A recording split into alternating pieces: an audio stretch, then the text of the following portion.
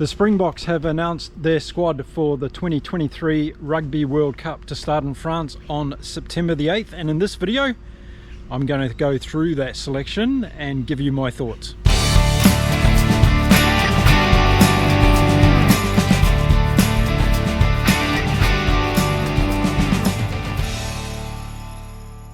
Hello and welcome again to Inside Rugby. My name is Mark, and in this video I'm going to be talking all about that Springbok selection for the Rugby World Cup, and the mind games have already started, my friends. Yes, they have, and this was a really interesting day.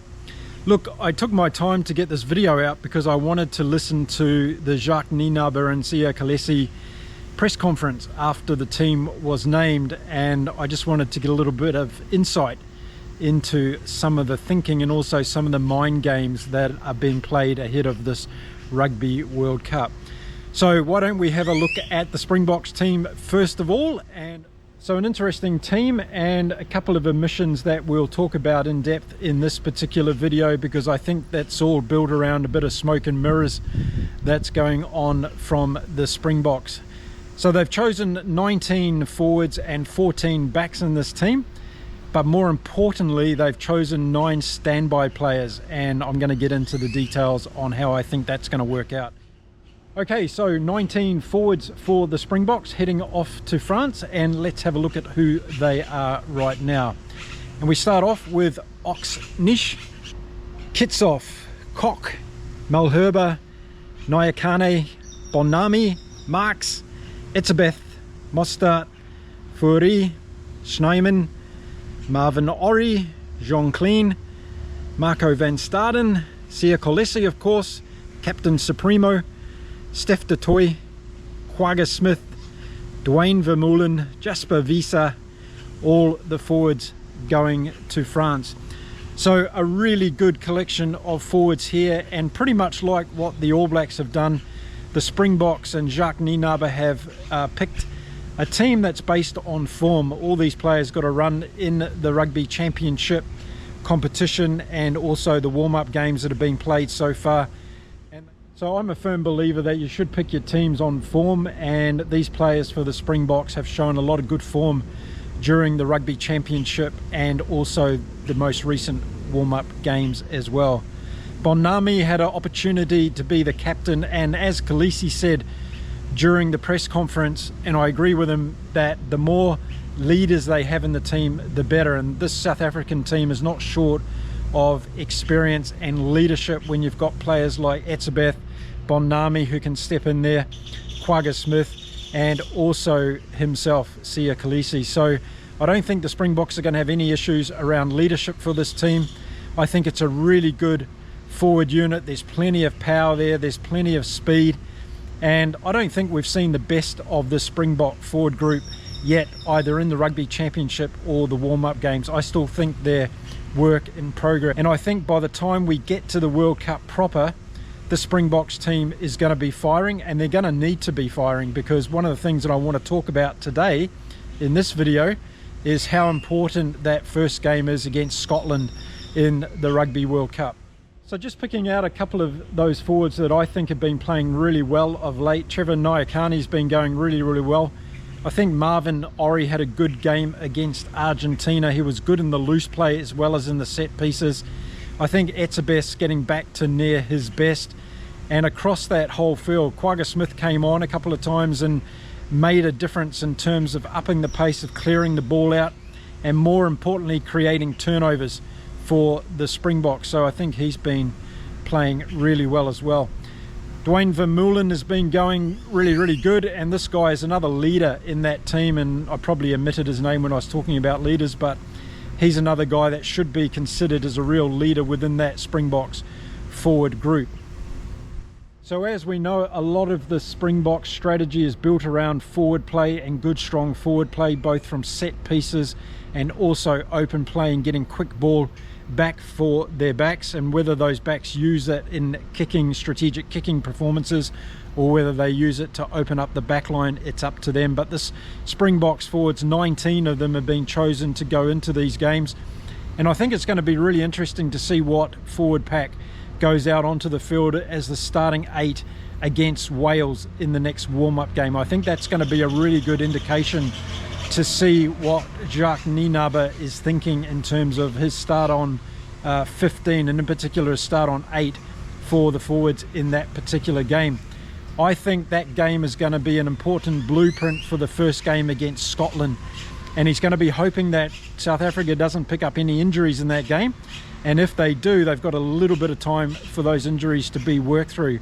Whereas you leave it to the All Black game, which is later on, and any injuries that come out of that may be detrimental to that performance against Scotland. So I think we're going to see probably the A team that Nienaber has in his mind go out against Wales, and I think that's going to be really important for this forward selection that we're going to see from this group. Let me know what you think around that. Do you think we're going to see the strongest forward group go out against Wales, or do you think Nienaber's going to hold that for the All Blacks game? Interested to get your view on that one. So really, I think this Springboks forward group can match any forward group that's going to be put on the field against them in the Rugby World Cup.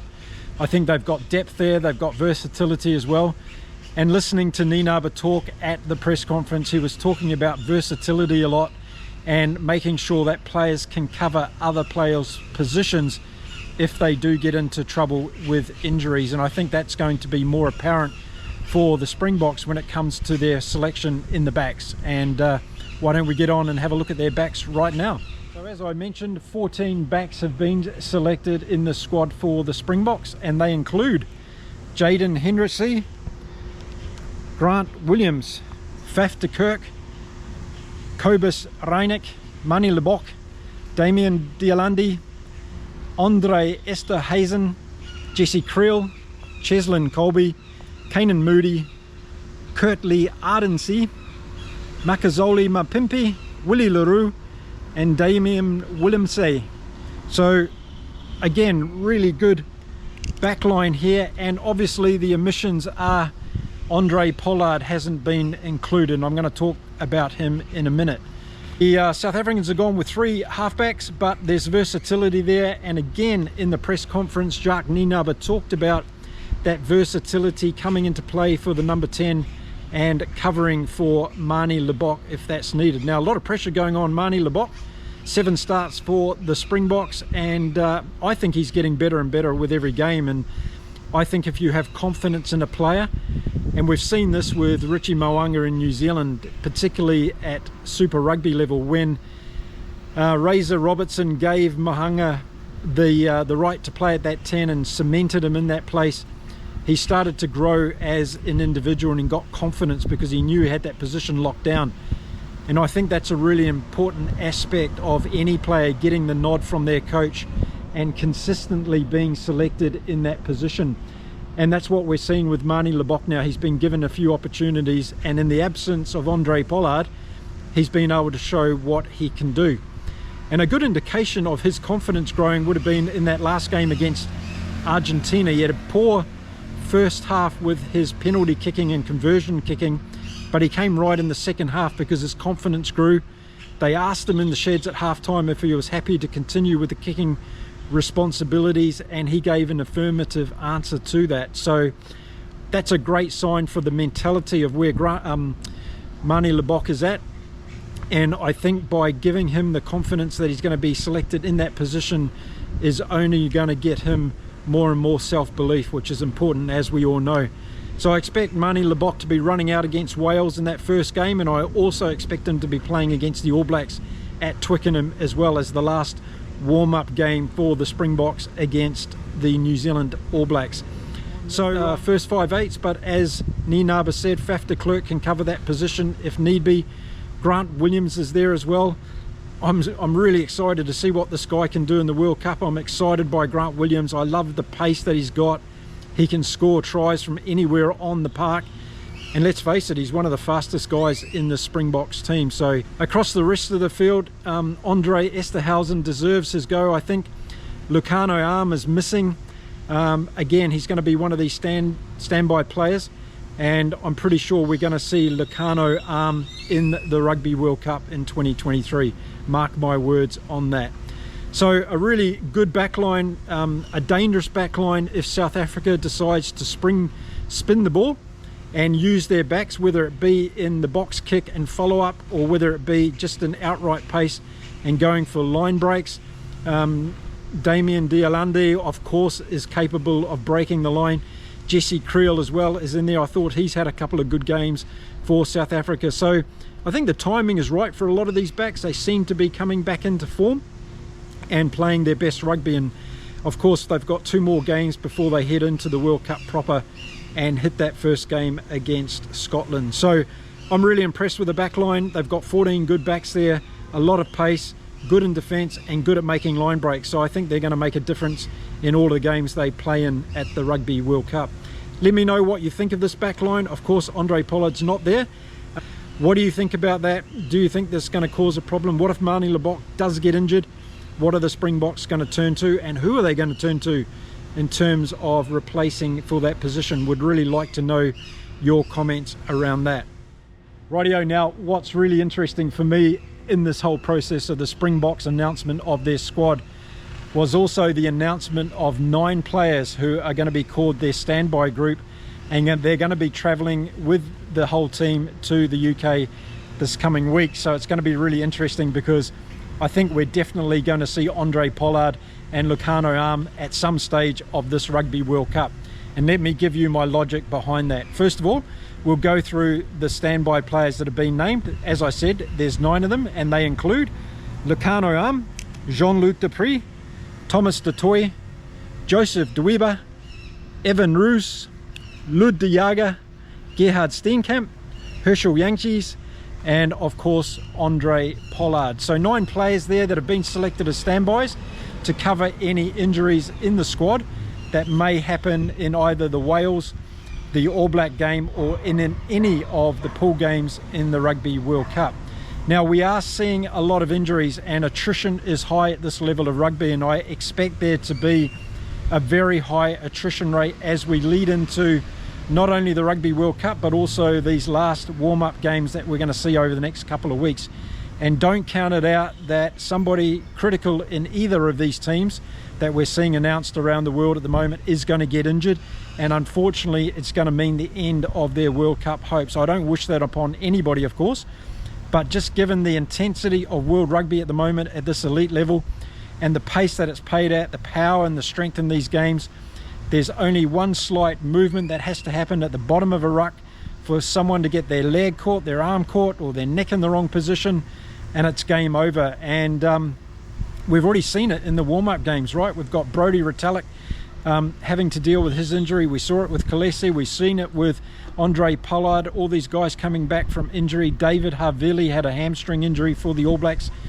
So I think really that injuries and the way that injuries are covered during this Rugby World Cup is going to be really, really critical. And Jacques Nienaber has done a very smart thing here, because he expects Lucano Arm to be fit and ready to go within the first pool or second pool game for the Springboks. And pretty much like Brodie Retallick has been earmarked for the All Blacks to come back at that stage of the World Cup as well, the only difference here is Lucano Arm hasn't been named in the opening 32 or 33 players for the Springboks, and he's been named as a replacement player. So there's no doubt that these replacement players can come into the team. It depends on obviously an injury happening to somebody, and because Arm can come in and cover several positions in the Springbok backline, I definitely expect to see him play some stage of the Rugby World Cup this year. Again, with Andre Pollard, he hasn't been training yet with the play-on squad, and Jacques Nienaber talked about the importance of Pollard being able to get through a typical test week work and build up for the Springbok team before he can come back into selection opportunity. Now, Khaleesi has done this. He's got through an entire week's worth of work and hit all the KPIs required to get into the naming opportunity again. And as I said in the beginning of the video, I expect Khaleesi to play 100% against Wales and to give him some game time in that particular game. So I think they're going to go through the protocols with Pollard. The injury he's got is a difficult injury to overcome, so they're not going to rush it, of course, but they're going to want him in that World Cup squad at some stage during the Rugby World Cup, and Nienaber is just managing that with his medical team. He's made sure he's included in the standby group. He's going to be travelling with the group, and of course his importance off the field of play. 60 plus test appearances for the Springboks. He's going to be able to help the leadership group and help those younger players go through that experience of the Rugby World Cup, and we should never underestimate the importance of that, with a player having that much experience being around the group whether they're playing or not. I think that's a really critical part heading into a World Cup. So there you go, that's my thoughts around this. I think Khaleesi is going to get a run on against Wales. Let me know what you think about that. And I think we're definitely going to see Lukhanyo Am and Andre Pollard at some stage of this Rugby World Cup. Again, I don't want to see any Springbok player get injured, so those guys have to come in.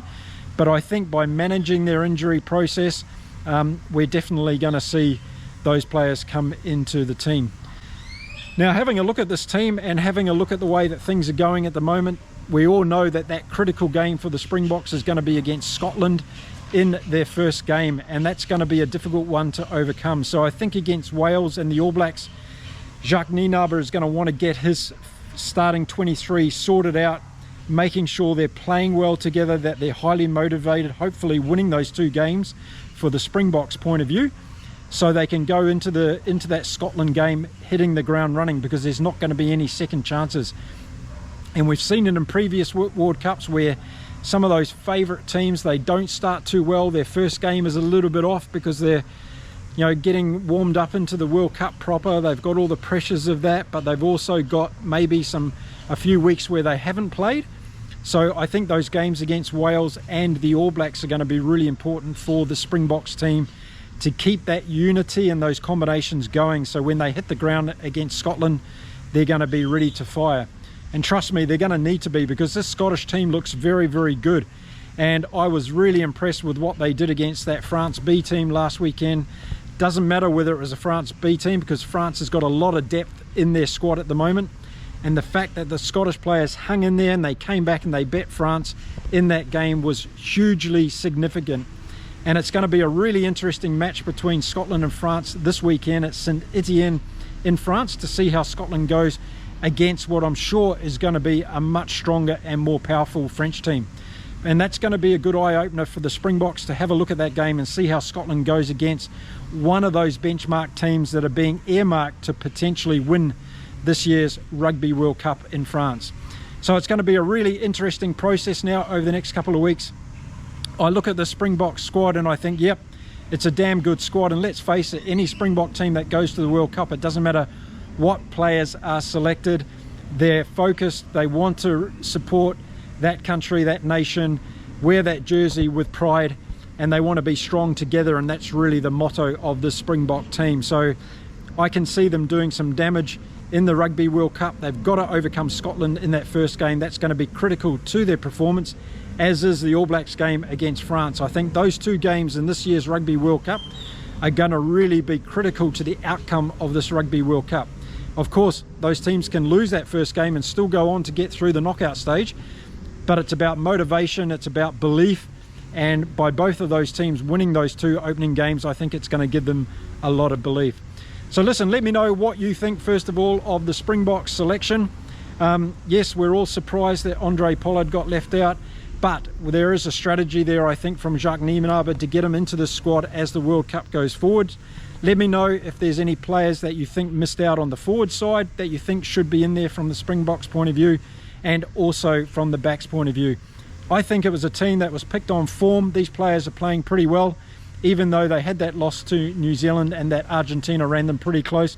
I think there's been enough seen in that Argentinian return game, as well as in the Australian game that opened up the Rugby Championship for the Springboks, to announce that this Springboks team is a good team. It's a team that can win the Rugby World Cup, but they need to put it together right starting from that Wales game going through into the beginning of the World Cup. So there we go, I'll leave it from there. Those are my thoughts around the Springboks selection for the 2023 Rugby World Cup. Really interested to know what you think. Don't forget to drop me a comment and let me know. I'll see you. Hey, don't forget to check out the community tab on my YouTube channel as well, and you can vote on some of the polls that I've got up there for this weekend's game. We've got France against Scotland, as I mentioned, in St Etienne, and the England A team, we hope, will be playing against Wales at Twickenham. So two really interesting games coming up there this weekend, and I'd love to hear your thoughts. Okay, that's it from me. I'll see you again soon on Inside Rugby. Until then, stay safe, stay well, and enjoy your rugby. Bye for now.